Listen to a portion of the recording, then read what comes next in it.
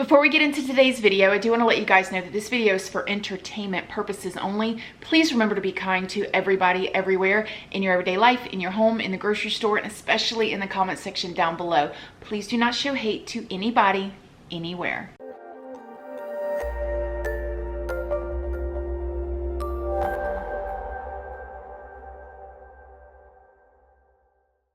Good morning, my lovelies, my beauties, my friends. My name is Christina and welcome to my channel.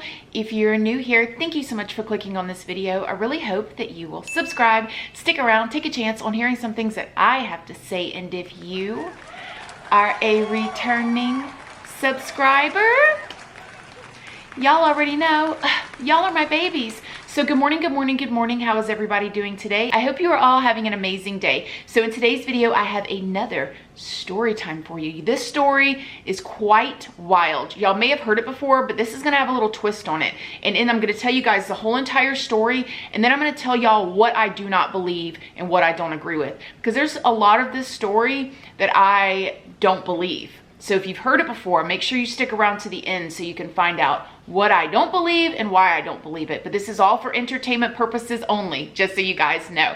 Before we get into the video though, I do want to let you guys know, if you don't know, I have a second channel, which is Casually Christina. I do things more casually over there. I also have a Patreon, which is for 18 and up. We do story times over there. We go live over there. It's a really good time if you are 18 and up and you want to join that little group. I also have a podcast. A lot of y'all been asking me for more podcasts. They're coming, and especially when things get rolling here in the next month or so, I'm gonna be able to get on that a lot more. So you guys bear with me, but they're coming. I got some hot topics for you guys, y'all. They just building up right now. Also, if you did not see Monday's video, which was this video right here, you guys ought to watch it. And if you are not seeing my videos, I've been getting messages by the hundreds of people saying, we're not seeing your videos, we have to come to your channel and look. Maybe try unsubscribing, resubscribing, and putting the notification bell to all again, because something wonky's going on with YouTube, but you know what's new, right? All right.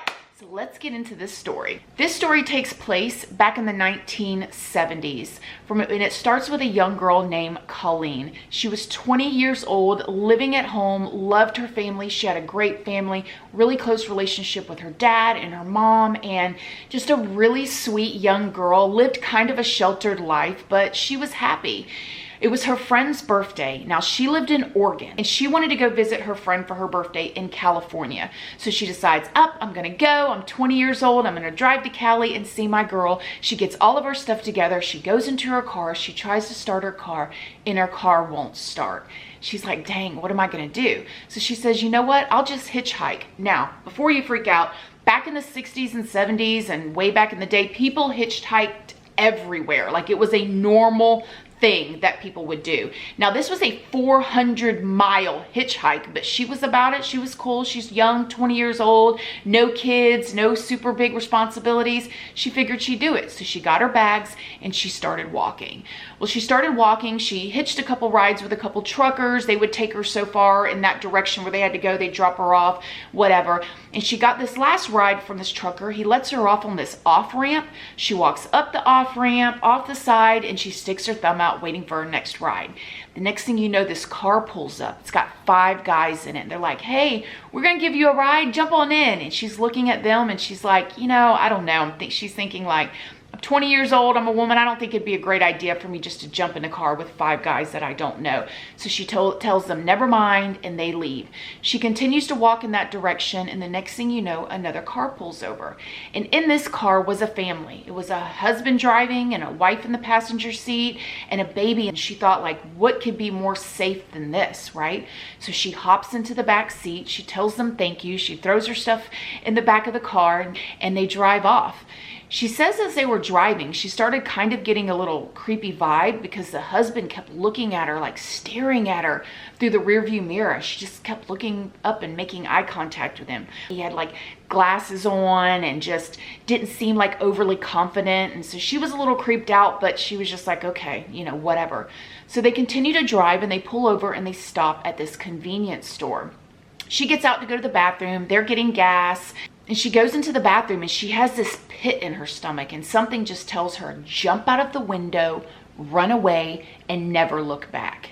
And she thinks, like, that's a crazy thought. Like, why would I think that? So she finishes the bathroom, washes her hands, walks out, goes back, and hops into the car. As they continue to drive, for some reason, the guy that was driving pulls off into like this other area, and they start driving down, and she's kind of looking around, but she's in the car with them. So she's not going to be like, hey, excuse me, you know, like, where are you going? The man that's driving turns around and looks at her, and he says, hey, we're just going to pull off over here and like sightsee for a second. She's like, well, if it's not going to take too long, then I don't mind. So they pull off, they stop, and the wife gets out and gets the baby out, and they go walk off. And so she gets out the car and she walks around and starts looking around, and she sees the wife and the baby, but she realizes that she doesn't see the man that was driving, and she thinks, that's weird, but she doesn't think too much of it. So she goes back and she gets back into the back seat of the car. And when she gets down, she looks next to her and she sees this box. It's like this wooden box, like a square box that wasn't there before. And she's like, that's weird. Where'd that come from? She doesn't pay too much attention. She sits down, and then next thing you know, the wife comes and gets in the car. The baby gets in the car, and they're like all waiting for the man to come up. And the next thing you know, he pops up at her door. He opens her door. He grabs the box and he puts it on her head and he locks it. She starts trying to scream, but she can't scream because inside the box is lined with carpet. So it was like soundproof or something. And now she's starting to freak out. Like now she has this big wooden box stuck on her head. She doesn't know what to do. She can't get out of the car, and the next thing you know, the car starts driving. The man says a couple things to her, and she's just terrified. She has no idea where she's going, what she's doing. As they're driving, she's thinking things in her mind like, why is this lady not saying anything? Like, why is she allowing him to put this box on my head? Like, where are we going? What are we doing? They drive for a while, and she can hear the car stop. The man gets out and he leads her into this house and up these steps and down into a cellar. The man takes the box off of her head and blindfolds her. The next thing you know, she can feel her clothes being taken off of her, and she is so frightened, and he is letting her know, you better not scream, you better not make a sound, and she is terrified. He takes these things and puts them around her wrist and suspends her arms in the air as she's down in this dark cellar, blindfolded with this man that she does not even know. As he blindfolds her and hangs her, she can feel the pain from her wrist because she's just hanging there, her whole body weight.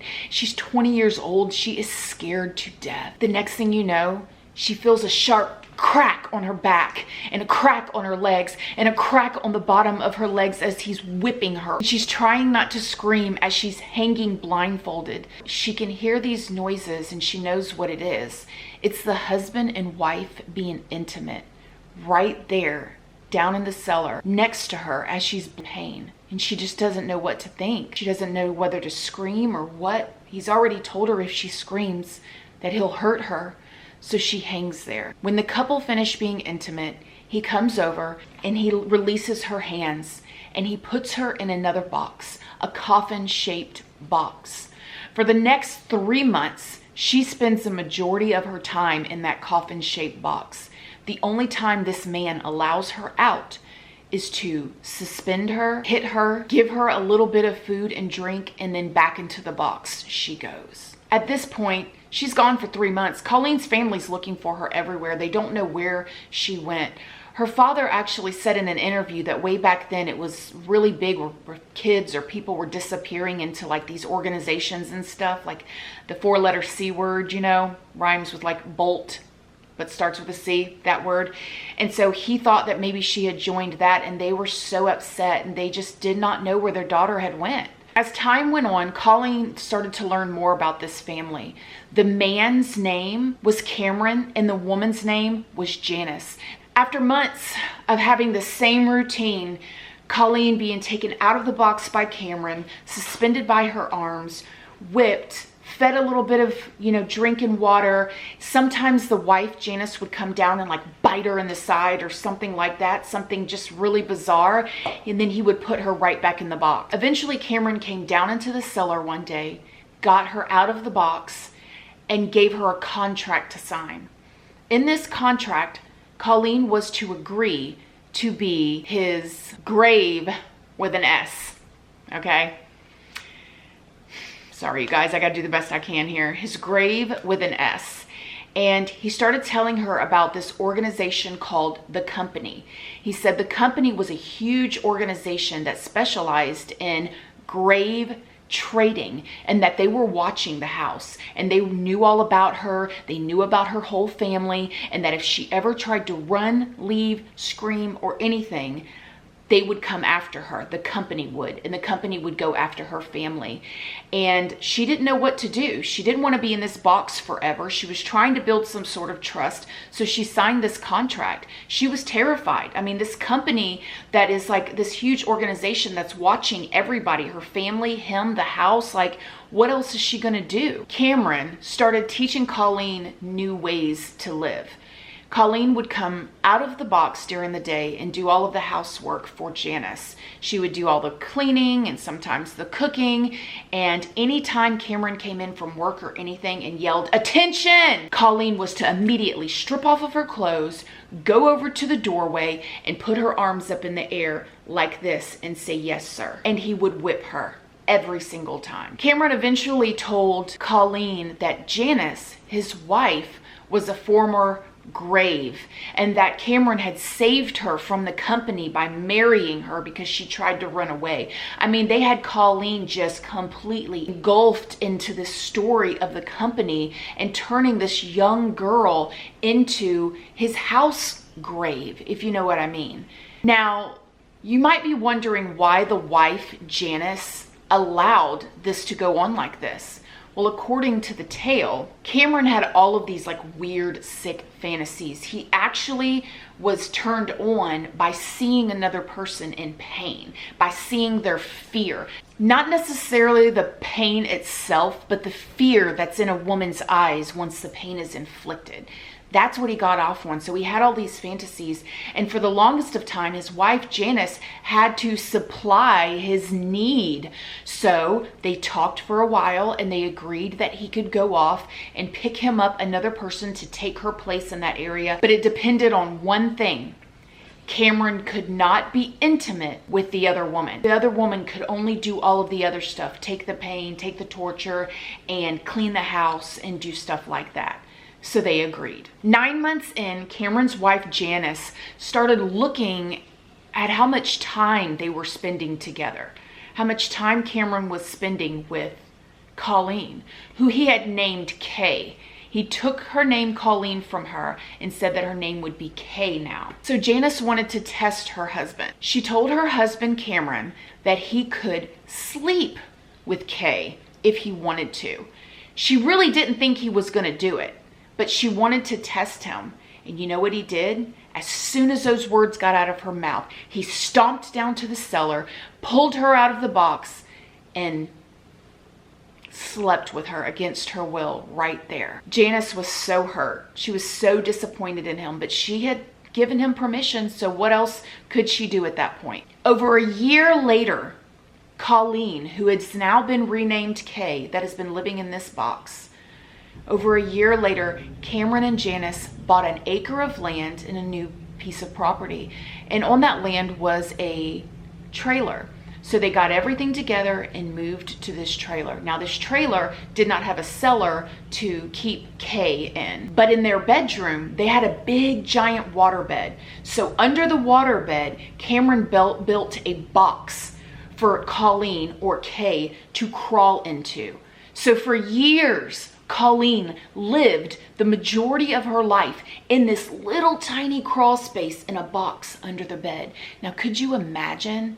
Could you imagine being in this little tiny box with no space, completely black, probably not a lot of air, and being put into this box and something being slammed shut behind your feet for hours and hours and hours, for years and years and years? And the only time you're let out is to cook or clean or fulfill some sort of sick desires of this man. Eventually, the wife, Janice, started to become jealous of Colleen or Kay. She started seeing like how much time Cameron wanted to spend with her or fulfilling his sick, weird fantasies.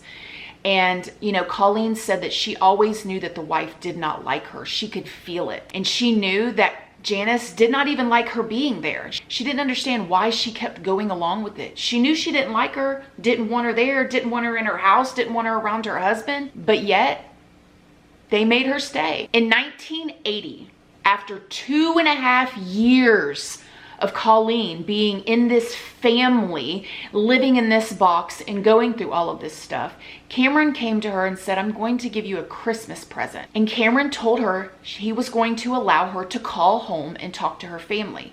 Now, before he allowed her to call home and talk to her family, he completely prepped her. He said, you better not say this, you better not say that, you better tell them you are happy, you are, alive, you are doing good, you're in love, you're whatever. And if you say anything wrong, the company will hear you and they will go to your family's house and take care of them, and they will come here and take care of you. I'm doing you a favor, Kay.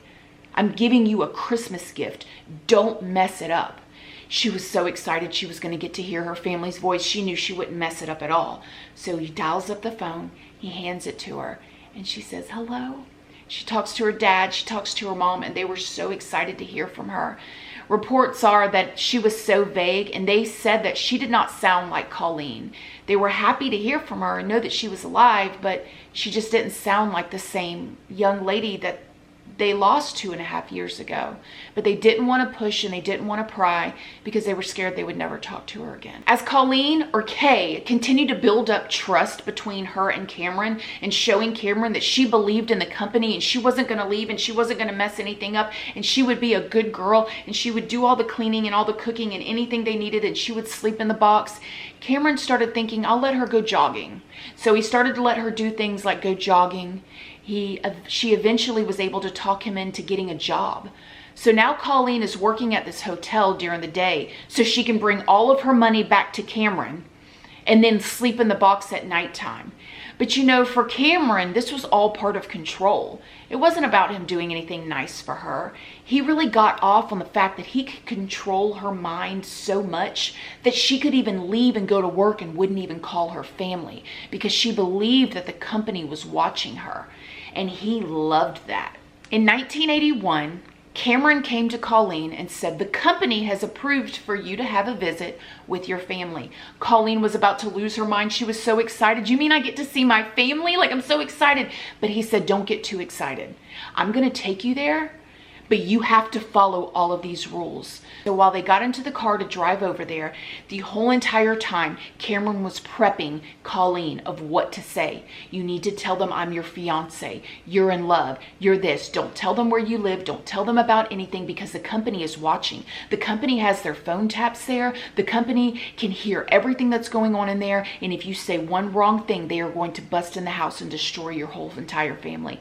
Colleen believed it. Now, you guys got to remember, this is back in the 1970s, you guys. There's no Google to Google things and see if this is true. She believed everything with her whole entire heart that this company was watching her. And she was just so excited to be able to see and hug her family. Cameron pulls up, drops her off.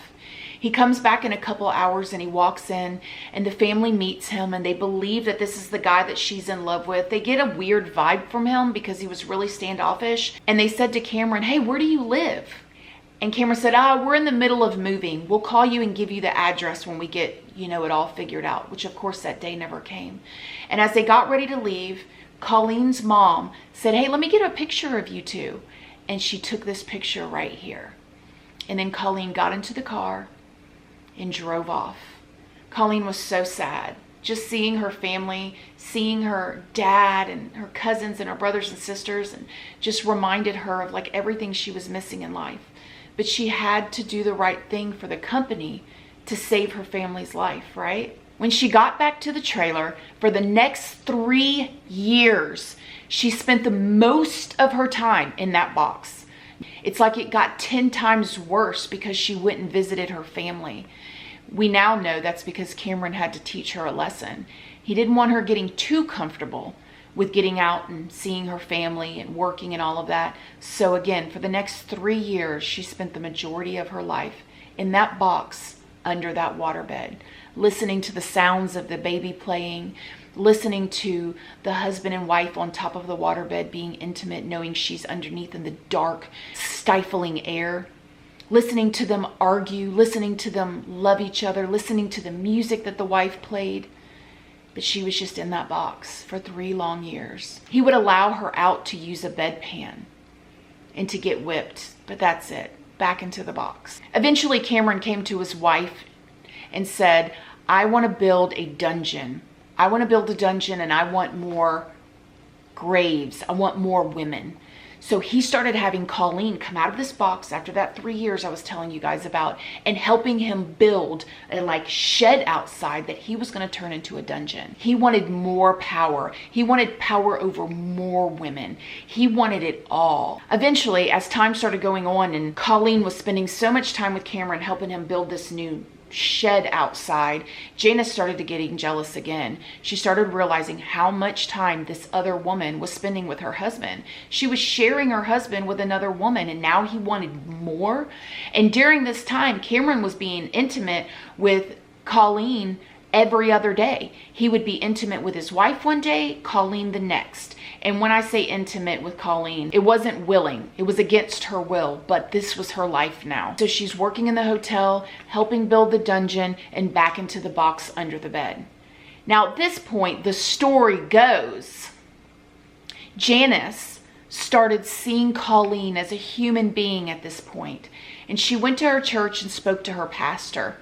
Kind of hard to believe she was going to church this whole time, but we'll get to that later. And she told her pastor that her husband had 2 women. And the pastor said, this is unnatural. You need to leave him. This is very unnatural. So Janice immediately left and went to the hotel where Colleen was and said, listen, the whole thing was a lie. The company was a lie. None of it was the truth. And Colleen about passed out. She just could not believe she had believed this for so long.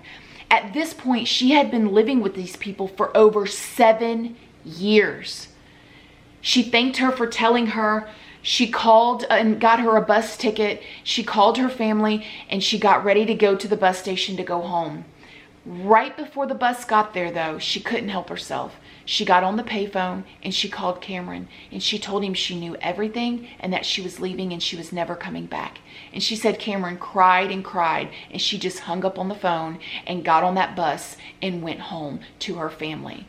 Now, I'm sure you guys want to know what happened when she got home to her family. Her family welcomed her with open arms. They had missed her. They were so excited that they were there, but they didn't want to pry too much. She told them bits and pieces, but she left all of the gory details out. She knew that her family had already had such a hard time with her being gone for over 7 years, and she didn't think that they could handle all of the details about it. Later, Janice went to the police and told the police everything.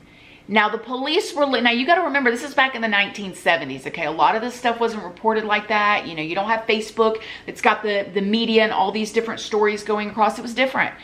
Janice told the police everything that happened and the police did not believe her. They were like, yeah, this is a little out there. You mean to tell me that you guys took a woman walking down the side of the road for 7 years and you kept her in a box and then all this? Okay, yeah, right. She says, no, call Colleen, call her. So the cops called Colleen and Colleen said, yes, it happened. The investigators went to where Colleen lived. They spent 2 days talking to Colleen and Colleen told them everything. On August 22nd, 1984, the police went and arrested Cameron. Cops raided the trailer. They found the box. They found the box under the bed. They found the box that went over the head. They found tons of like whipping tools and chains and belts and all kinds of stuff. But they still could not prove that Colleen had been held against her will. Now, during this time, the funny thing that happened was Janice started talking to her husband again while he was in jail. And according to the story, he convinced Janice to go and destroy all of the evidence and be with him and stick by his side. So what did Janice do? She went to the trailer and she destroyed every single piece of evidence she could find. Everything. She burned stuff.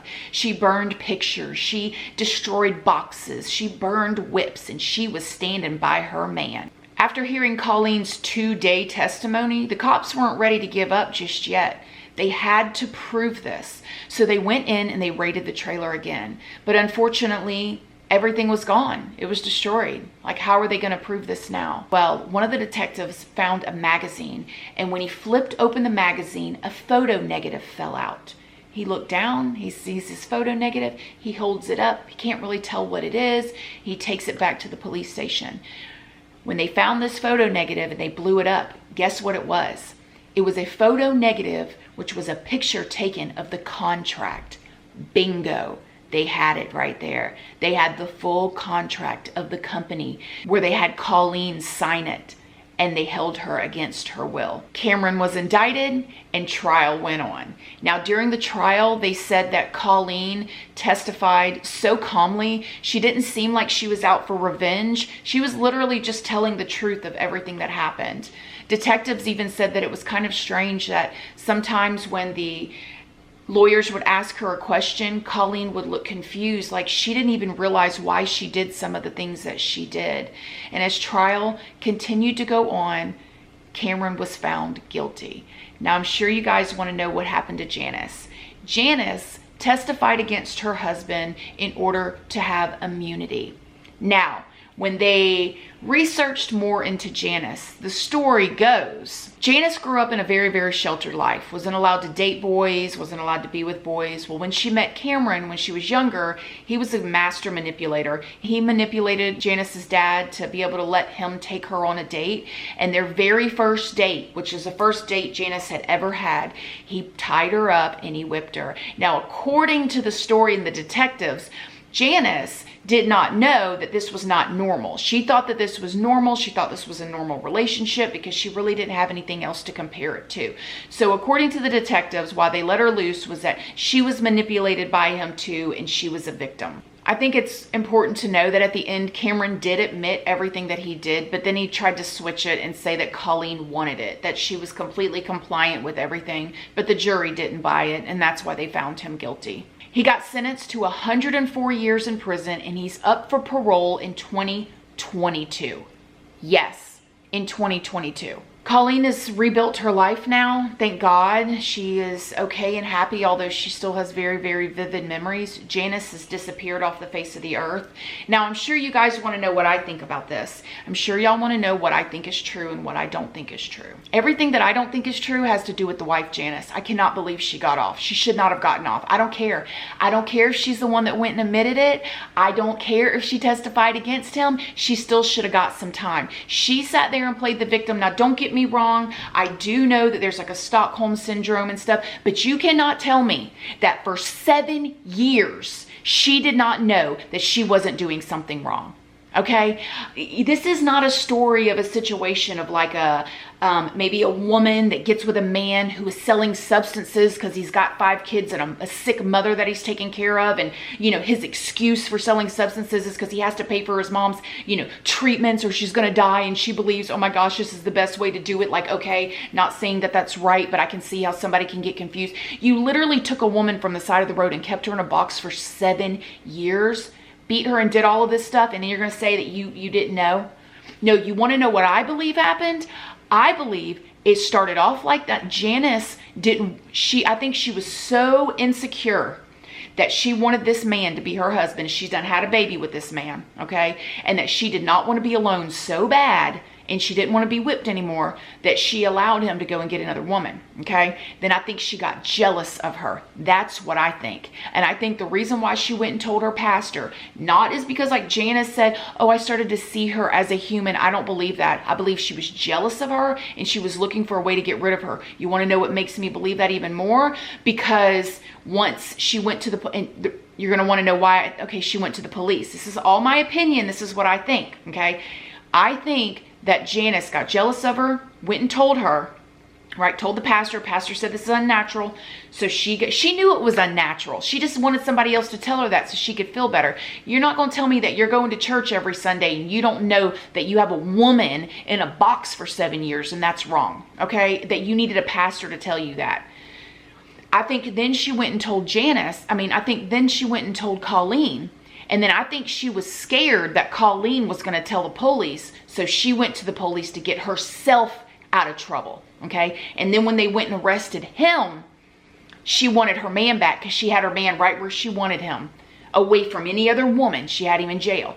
So she went back to him and then went and destroyed all of that stuff. And then when she realized that it was either her or him or both of them were going down, she flipped on him again and testified against him. Y'all cannot tell me. Yes, I think she was a victim of some stuff, but y'all can't tell me she didn't know. And I cannot believe she got off like that. she should have been held accountable too. It's disgusting. It grosses me out. And that's probably why you don't see, nobody knows where she's at. She's disappeared just like that, you know, Nikki or Nicole or whatever it is that was with Chris Watts, because she knows she was wrong. And I hope she has repented and on her knees and begged for forgiveness from not only God, but from Colleen, because that's crazy. And you know what else I hope? And y'all can be mad at me, and I know people can change, but I hope he don't get paroled. In 2 years, he's up for parole. And there's another part of this story that I didn't mention in here. Supposedly, he had a woman, them two picked up a woman before Colleen, and he went a little bit overboard until and then they disposed of her and all of that. And then Colleen was the second girl she picked up. So you mean to tell me Janice didn't know? Y'all, I can't believe she got away with that. 7 years you didn't know? And you going to church too? All right, my loves, let me know what you guys think about this video. Have you heard about this story? If you did, do you feel like Janice was a victim and she should have gotten off? Do you think she knew better at some point, at one point or another, you know that this is right and wrong? Do you think he should be paroled in 2022? Let me know what you guys think in the comment section down below. If you have any more requests of true crime stories, leave them down below too. As always, my loves, please do not forget to like this video and go ahead and watch another video. You got time, y'all go and watch another one. It's a free way that you can help your girl out. And until next time, I love you guys so very much, and I'll see you in the next video. Bye.